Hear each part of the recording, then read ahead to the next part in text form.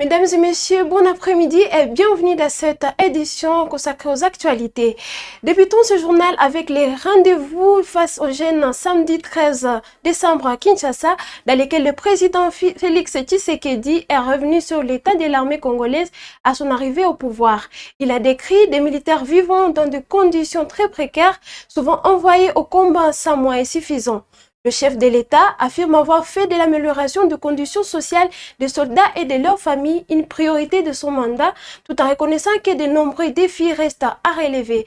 Suivez ici un extrait de son intervention. Les premiers à la détruire, c'est d'abord nous-mêmes les Congolais. Je ne vais pas vous dire ce qu'on fait, mais il suffit de circuler dans les rues de Kinshasa pour comprendre comment nous ne prenons pas soin de ce bien commun qu'est notre ville de Kinshasa. Moi qui suis un ancien, je peux vous dire que j'ai vécu l'époque où on surnommait encore notre ville Kinshasa la Belle. Et toute l'Afrique était d'accord avec ce surnom, Kinshasa la Belle. Cette ville attirait beaucoup d'étrangers. Autre exemple du manque de patriotisme, la corruption. Ce sont les Congolais eux-mêmes qui détruisent les efforts qui sont fournis pour rassembler, mobiliser davantage de recettes et construire ce pays. Vous trouverez la corruption dans tous les secteurs de la vie nationale. Or, la corruption est un cancer. Quand vous détournez de l'argent, par exemple, destiné à l'éducation des enfants, mais vous tuez l'avenir de ce pays. Quand vous détournez de l'argent destiné aux soins de santé des individus, mais vous mettez en péril tout un peuple qui peut, pour construire son pays, qui a besoin d'être en bonne santé. Et c'est ça, ce manque de patriotisme que nous avons. Et le dernier exemple que je donnerai, il y en a plein, vous les connaissez, vous les vivez tous les jours, c'est celui qui me tient en ce moment à cœur, celui de la sécurité de notre pays. Lorsque je suis arrivé à la tête de ce pays, j'ai trouvé une armée, pardonnez-moi l'expression, de clochards.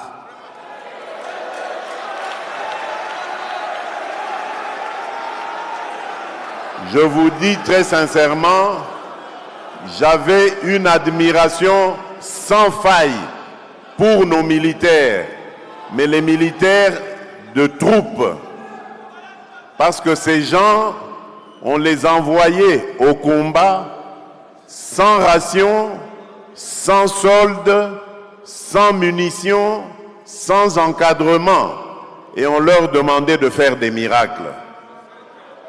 Et il leur est arrivé de faire des miracles. Voilà pourquoi, lorsque je suis arrivé, je me suis attaqué d'abord à l'heure sociale, en mettant le mieux possible, et je sais qu'il y a encore beaucoup de choses à faire de ce côté-là, mais en mettant le mieux possible à l'abri leurs enfants, leurs épouses, donc en bref leurs dépendants, pour que eux ne puissent se consacrer qu'à leur tâche qui est celle de la défense de la patrie. Face à la crise sécuritaire en République démocratique du Congo, le cardinal Fridolin Ambongo a vivement regretté que les appels de la CENCO et de l'ESCC n'aient pas été pris en compte, notamment après la prise de Bunagana. S'exprimant hier dimanche à la clôture de la 15e Assemblée plénière de l'Association de conférences épiscopales de l'Afrique centrale, il a estimé que de nombreuses vies humaines auraient pu être épargnées si ces alertes avaient été entendues à temps. Suivez ses propos. En effet, comment comprendre qu'à moins d'une semaine de la ratification des accords de Washington, la ville d'Uvira tombe sous occupation. Comment ne pas voir dans cette chute les limites même des accords et des autres initiatives qui excluent subtilement les Congolais et veulent normaliser les pillages systématiques de ressources du Congo. Ces limites donnent justement raison à l'initiative portée par les évêques de la Cinco et les pasteurs protestants de l'ECC, l'initiative d'un pacte social pour la paix et le bien-vivre ensemble en RD Congo et dans la sous-région des Grands Lacs. À l'heure actuelle, ce pacte apparaît comme le chemin incontournable d'une paix désarmée et désarmante, d'une paix authentique et durable dans notre sous-région. En République démocratique du Congo, la nouvelle direction des coalitions nationales des volontaires pour la défense de la patrie, les Wazalendo, a été installée samedi 13 décembre à l'issue d'un processus électoral hybride. À cette occasion, le député national élu de Walikale, Willy Mishiki, récemment élu au sein de cette structure, a tenu des propos fermes à l'égard du Rwanda. Nous l'écoutons. Créer toutes les stratégies possibles, comme nous sommes maintenant un corps uni. Si chaque mouvement aujourd'hui, nous sommes plus de 250 mouvements, si chaque mouvement peut donner seulement 50 hommes, c'est rien. Imaginez-vous, on va être à combien?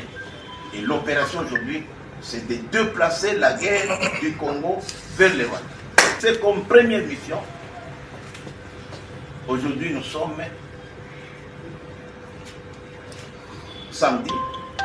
Nous disons, dans les 18 jours qui nous restent, nous devons récupérer Uvira et ramener la guerre d'où elle est venue. Et ça, c'est notre devoir constitutionnel. On n'a pas besoin de qui que ce soit, des Américains, des Chinois ou même du gouvernement. Non, c'est nous, les VDP. Nous allons démontrer en face du monde que lorsque la population est organisée, rien ne peut lui être impossible. Donc, retenons la date d'aujourd'hui. Si notre plan n'est pas dérangé, nous serons dans moins de 3 semaines au Rwanda. Et lorsque nous serons au Rwanda, c'est naturel. Les Rwandais qui sont aujourd'hui à Uvira, qui sont à Lubero, qui sont à Masisi, à Goma, n'auront pas d'autre choix que de revenir chez eux pour défendre leur pays, n'est-ce pas? C'est comme ça. C'est pourquoi nous avons besoin d'accompagnement, d'une très bonne communication, pour que les Congolais et Congolais comprennent que les VDP, de les volontaires pour la défense de la patrie, c'est l'émanation de la population. Et ces combats-là, nous les ferons. Le chef de l'État, commandant suprême de Ouazalendo, lui-même il l'a dit, il est notre commandant suprême, il est disposé à nous accompagner.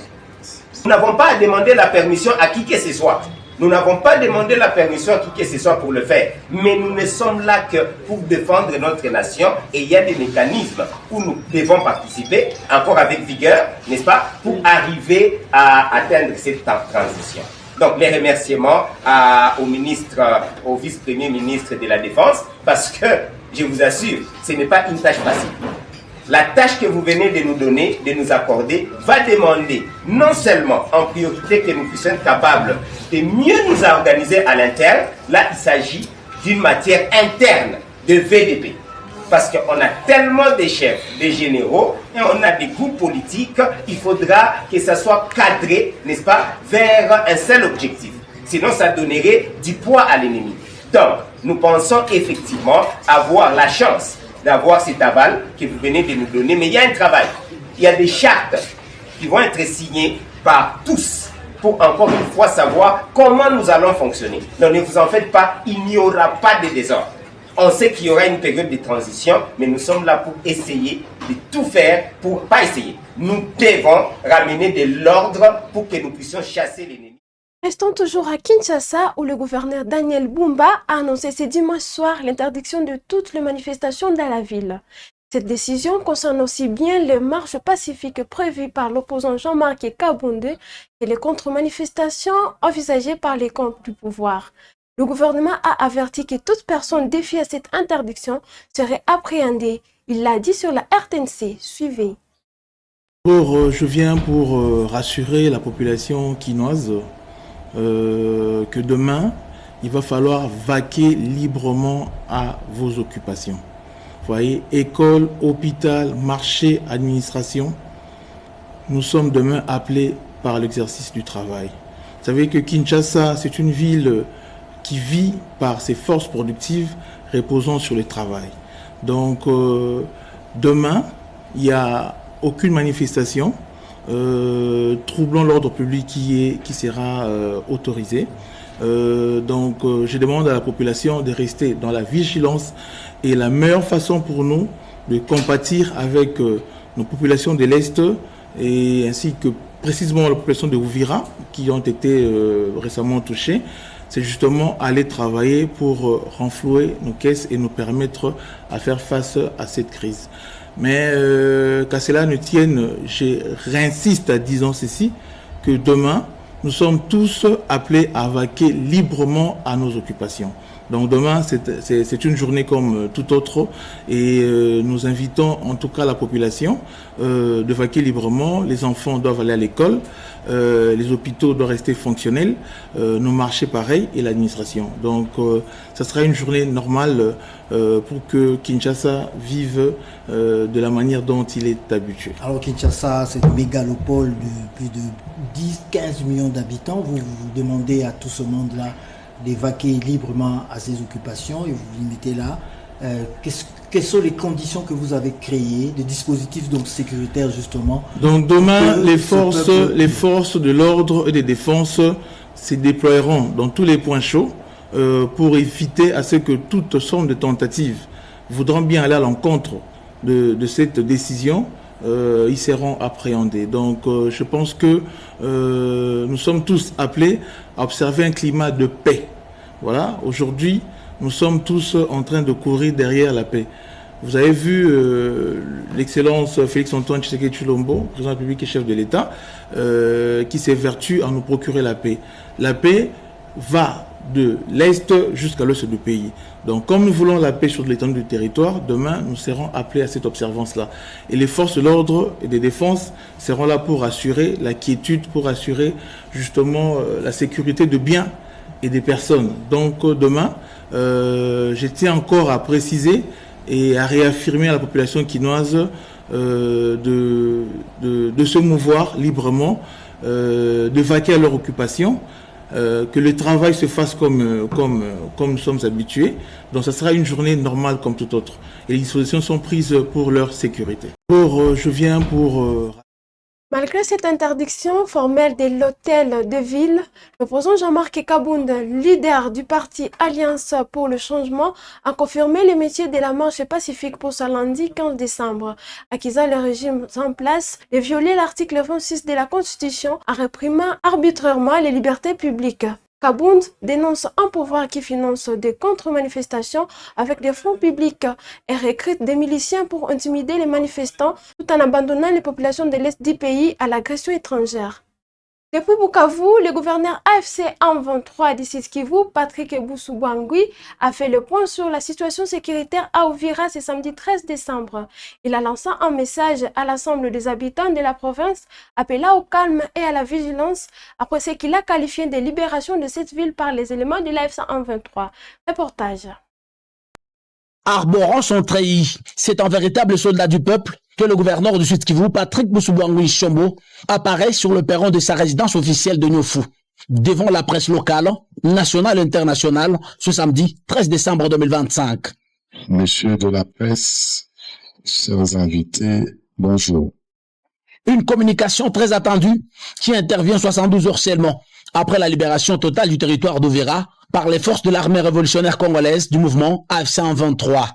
Une occasion pour l'exécutif provincial de compatir avec cette population, lui témoignant aussi le remerciement de la haute hiérarchie du mouvement révolutionnaire AFC 123 pour la résilience exceptionnelle pendant cette période tragique.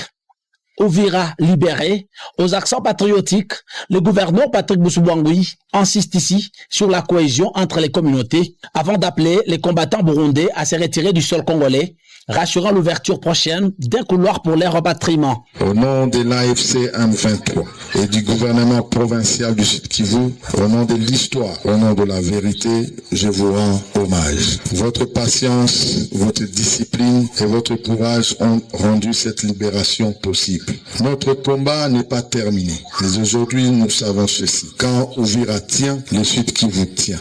Et quand le Sud Kivu tient, la République tient. Merci peuple d'Uvira. Nous nous adressons aux soldats burundais et aux autres forces étrangères engagées dans cette guerre. L'heure est au retour dans vos nations. Nous appelons dans un esprit de paix et de responsabilité régionale tous les soldats burundais et toute autre force étrangère déployés sur notre sol à regagner leur pays immédiatement et en bon ordre. Nous annonçons que les soldats capturés seront traités avec dignité et seront restitués à leur nation dans les formes prévues par le droit international. Nous lançons aujourd'hui un appel solennel à toutes les communautés, à toutes les forces politiques et à tous les citoyens de rejoindre l'AFC M23. Et enfin, à participer à un dialogue inclusif dépassant les rancunes anciennes et construisant ensemble une nation unie, solidaire et respectueuse de chacun. L'autorité provinciale promet se rendre à Uvira dans les tout prochains jours. Question de communier avec la population, leur étant celle de bannir la vengeance, de soigner le vieil blessure et de bâtir un pays uni, fort et prospère à jamais. Plusieurs personnalités politiques et militaires du mouvement révolutionnaire ont pris part à cette conférence de presse, à l'occurrence du vice-gouverneur Dunia Masumbu Kobange-Doux. Terminons ce journal par le Katanga. Dans le cadre du renforcement de la sécurité, le gouverneur intérimaire du Katanga, Martin Kazembe, a remis ce dimanche 21 Égypte tout terrain et 170 motos neuves à la police nationale congolaise. Ces moyens logistiques visent à appuyer la lutte contre l'insécurité à Lubumbashi, Likasi, Kasumbalesa et dans les 6 territoires de la province. Une action saluée par le commissaire provincial de la police, le général Blaise Kilimbalimba, qui estime que cet appui améliorera la mobilité et l'efficacité des forces de l'ordre. Reportage. Elles sont au total 21 jeeps et 170 motos, toutes neuves, remises ce dimanche 14 décembre 2025 à la police nationale congolaise, province du Haut-Katanga, par le gouverneur intérimaire. Martin Kazembe Choula veut ainsi renforcer la mobilité des services de sécurité sur toute l'étendue de la province. Ainsi, les 3 grandes villes du Haut-Katanga, à savoir Lubumbashi, Likasi, Kasumbalesa, les 6 territoires que compte la province et même les secteurs sont dotés chacun des jeeps et motos. Chaque territoire, par exemple, est doté de 20 motos et 50 motos pour la ville de Lubumbashi. Ceci permettra aux services d'accéder partout où la sécurité des personnes et leurs biens est nécessaire. Pour le gouverneur Martin Kazembe Choula, cette dotation est une façon de répondre aux recommandations du président de la République, Félix Antoine Tshisekedi Tshilombo. Tout ce que nous venons de poser comme acte, c'est pour répondre à l'appel du commandant suprême, le chef de l'État. Le message qu'il nous avait lancé, relayé par le vice-premier ministre de l'Intérieur, de vous accompagner, vous qui êtes notre police, afin de vous permettre d'avoir une mobilité fiable, d'ajouter sur ce que vous avez. Pour sa part, le commissaire provincial de la police, le général Blaise Kilimbalimba, qui a reçu des mains du gouverneur les clés de tous ces véhicules, a salué la promptitude avec laquelle l'autorité provinciale réagit à chaque fois que la police sollicite son intervention. De par la volonté, les énergies fournies par le gouverneur des provinces, qui n'a pas hésité lorsqu'on a fait les états de besoin, il les a honorés jusqu'à nous doter de véhicules qui vont nous permettre maintenant de sécuriser encore davantage. Remettant à son tour les clés au commandant de la police de différentes entités, le général Blaise Kilimbalimba les a exhortés à gérer ces véhicules en bon père de famille, signalant que cette nouvelle dotation vient renforcer le charroi automobile mis à la disposition des services de sécurité par le gouverneur intérimaire Martin Kazembe Choula. 2 jeeps ont même été remises au FRDC qui viennent souvent en appui à la police nationale congolaise. Mesdames et messieurs, nous sommes à la fin de ce journal. Merci de nous avoir suivis. N'oubliez pas de vous abonner à la chaîne, de partager, de liker et de commenter pour ne rien rater.